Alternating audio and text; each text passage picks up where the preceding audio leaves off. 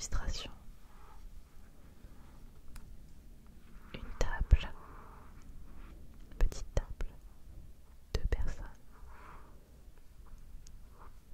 avec 2 tasses à café. Cette illustration représente donc parfaitement le thème du roman. C'est une partie de la scène du café dans laquelle se déroule la majorité de l'histoire. Alors je ne sais pas ce qui a marqué en japonais, mais je suppose que c'est soit le titre du roman en japonais et le nom de l'auteur, ou peut-être un message en rapport avec le livre.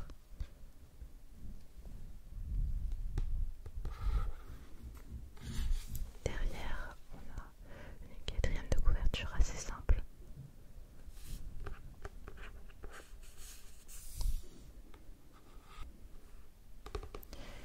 L'auteur est né au Japon, à Osaka, ville très connue au Japon, tout comme Tokyo. Il a une 50aine d'années.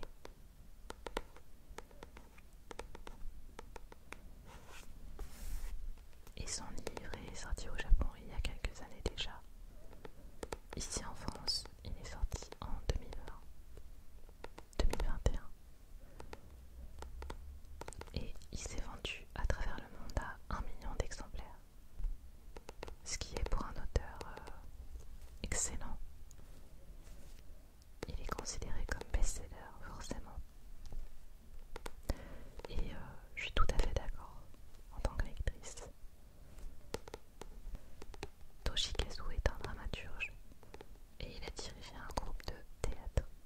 C'est d'ailleurs par ça qu'il a été inspiré à écrire Tant que le café est encore chaud. C'est donc une adaptation d'une de ses pièces de sa société qui s'appelle 1110 Productions. Il a eu le prix du 10e festival dramatique de Sunikami.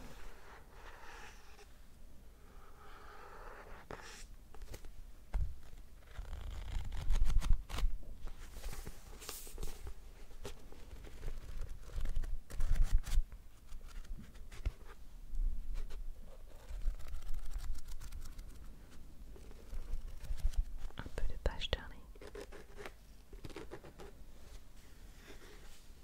Le titre japonais du livre c'est Le café Funicula. Avant de tourner cette vidéo, j'ai fait mes petites recherches comme d'habitude et j'ai découvert quelque chose d'absolument génial. C'est qu'il y a un film à ce roman. Et quand je lisais l'histoire, je projetais un film. Et je me disais, ce serait tellement bien qu'il y ait un film réalisé. Parce que c'est vraiment une histoire qui serait autant intéressante à voir en film qu'à lire. Bien sûr, je préfère avoir lu le livre avant. Mais je projetais vraiment un film et je me suis dit, ça serait vraiment un bon film. Et donc du coup, il y en a eu un qui est sorti en septembre 2018 et il est disponible sur la plateforme Disney+, que je n'ai pas. Par contre, on peut le voir sur YouTube en traduit anglais. Donc peut-être que je regarderai cette version. Mais sinon, je voudrais le louer. Je n'ai pas encore bien regardé comment visionner le film en simplicité. Mais c'est sûr que je vais le regarder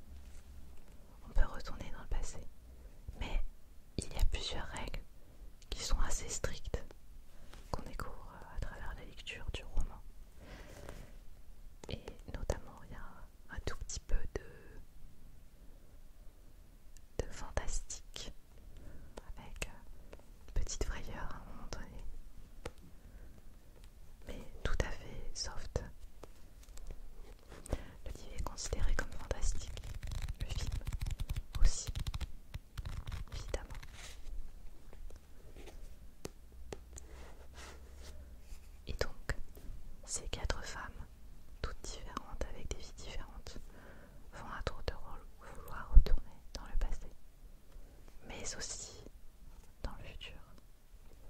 J'en dis pas trop, mais vers un peu plus de la moitié du livre, on découvre qu'une des jeunes femmes a une autre idée pour inverser le cours des choses.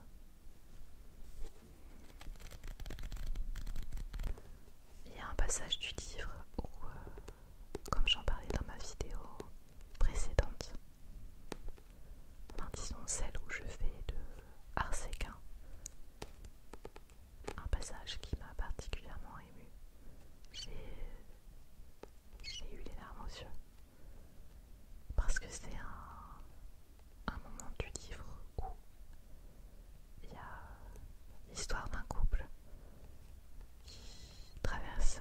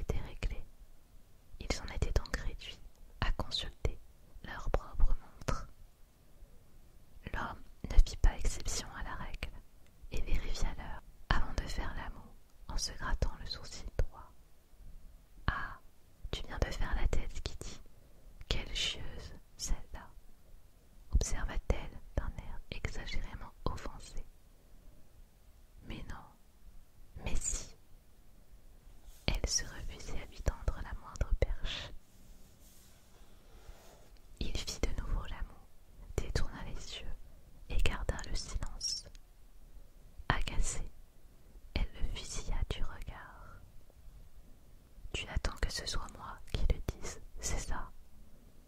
Puis elle tendit la main vers sa tasse de café froid.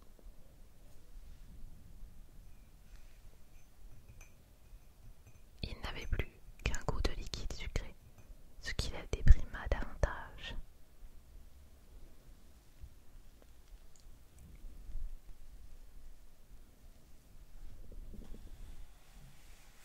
L'homme consulta de nouveau sa montre. Avec le temps qui restait avant l'embarquement, il ne devait sans doute pas tarder à partir, et il se grattait le sourcil droit avec nervosité. Elle remarqua son agitation, en fut irritée et posa son café avec fureur. Tasse et soucoupe tintèrent bruyamment et le firent sursauter. Il passa alors la main dans ses cheveux, prit une courte inspiration et se rassit lentement en face d'elle. Son air effrayé avait disparu. Troublée, elle baissa les yeux et se concentra sur ses mains croisées sur ses genoux afin d'éviter de le regarder. L'homme était trop pressé pour attendre qu'elle relève la tête. « Écoute !» Ce n'était plus la petite voix inintelligible de tout à l'heure. Le ton était plein d'assurance, mais comme pour empêcher ce qui allait suivre, elle lui lança négligemment, la tête toujours basse. « Eh bien, va-t'en !» Quelques instants plus tôt, elle exigeait des explications. À présent, elle les refusait. Pris au dépourvu, l'homme se figea, comme si le temps s'était arrêté. « Il est l'heure, non ?» ajouta-t-elle comme une enfant qui boude. L'homme affichait une mine déconcertée, comme s'il n'avait pas tout à fait compris le sens de ses paroles. Elle sembla alors réaliser qu'elle avait pris un ton puéril et désagréable. Elle détourna le regard d'un air gêné, se mordit les lèvres.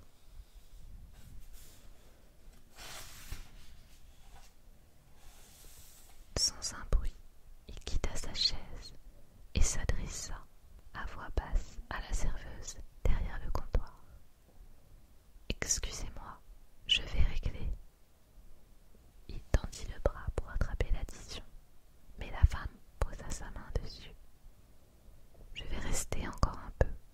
Alors… » Avant qu'elle ne finisse sa phrase, il avait récupéré le ticket et se dirigeait vers la caisse.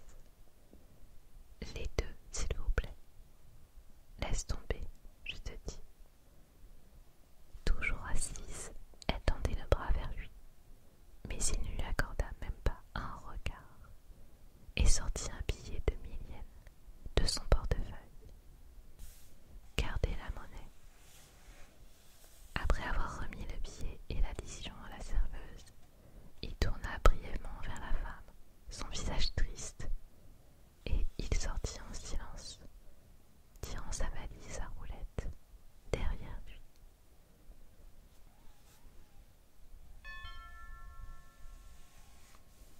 Donc ça, c'était il y a une semaine, dit Fumiko Yogawa, avant de s'avachir sur le plateau de la table comme une baudruche qui se dégonfle, tout en évitant adroitement la tasse de café posée devant elle.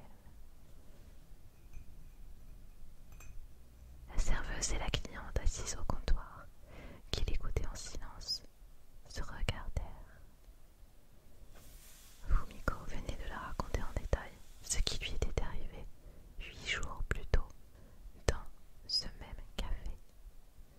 Quand elle était lycéenne, Fumiko avait appris 6 langues en autodidacte et, une fois sortie major de sa promotion à la prestigieuse Université Waseda, avait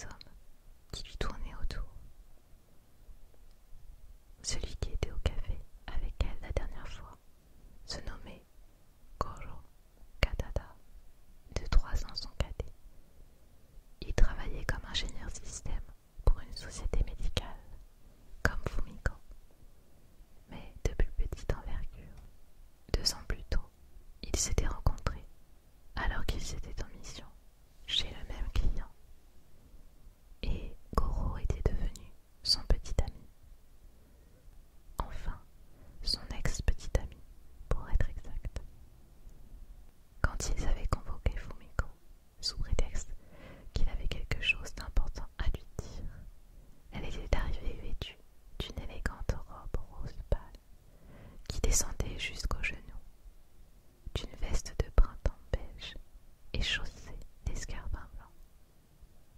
Inutile de préciser que tous les hommes s'étaient retournés sur son passage.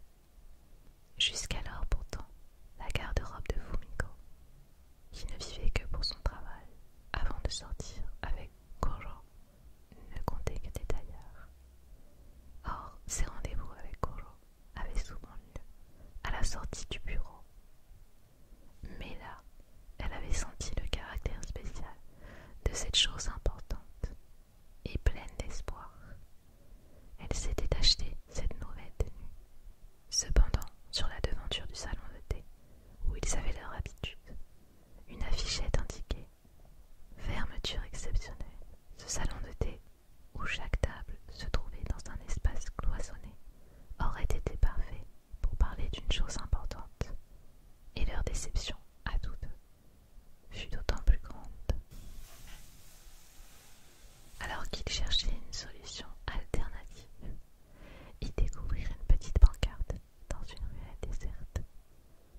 Le café était situé en sous-sol. Ils n'avaient aucune idée de l'atmosphère à l'intérieur, mais le nom de l'établissement, qui faisait référence aux paroles d'une chanson qu'elle fredonnait quand elle était petite, séduisit Fumiko, et ils se résolurent à y entrer. Ce fut pour le regretter aussitôt. L'endroit était plus exigu qu'elle ne l'avait imaginé. Le comptoir ne disposait que de 3 tabourets, et les tables, au nombre de 3, étaient pour 2 personnes. Le café ne pouvait donc pas accueillir plus de 9 clients. Il faudrait vraiment chuchoter pour que la chose importante qu'elle espérait ne soit pas entendue de tous. En plus, cet intérieur sépia, éclairé par quelques lampes à abat-jour, n'était pas du goût de Fumiko. On aurait dit un lieu où l'on se retrouve, conclure un marché secret, tout en balayant les lieux d'un regard extrêmement méfiant. Elle s'était installée avec Goro à la seule table libre. On comptait 3 clients en plus de la serveuse, à la table du fond. Une femme vêtue d'une robe blanche, à manches courtes, lisait un livre en silence, tandis qu'à celle près de l'entrée, un type falot avait ouvert un magazine de voyage et prenait des notes dans un calepin. La femme installée au comptoir portait un débardeur rouge écarlate et un legging vert. Elle avait accroché sur le dossier de son tabouret une veste de kimono, sans manches, molletonnée, et n'avait pas pris la peine d'enlever les bigoudis. Sur sa tête, de temps en temps, elle s'adressait à la serveuse et éclatait de rire. Seule cette femme au bigoudi avait observé Fumiko et Goro du coin de l'œil, avec un sourire narquois tout au long de leur discussion. Une semaine plus tard, donc, Fumiko racontait son histoire à la serveuse et à cette femme au bigoudi, qui réagit à son récit par un « Ok, je vois », sans pour autant paraître convaincue. La femme au bigoudi s'appelait Yeko Hirai, et on l'appelait toujours Mademoiselle Hirai. C'était une habituée qui venait de fêter ses 30 ans et gérait un snack bar dans le quartier.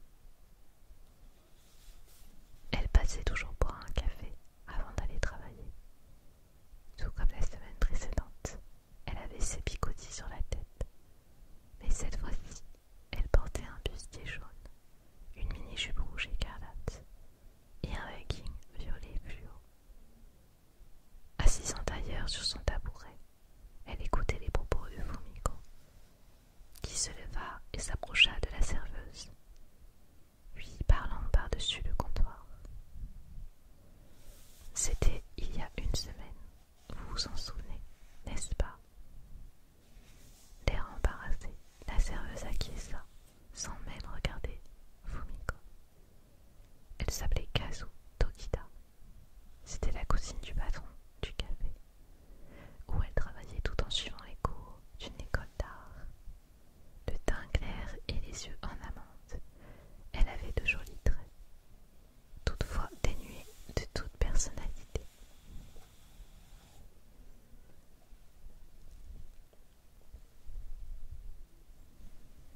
Si on la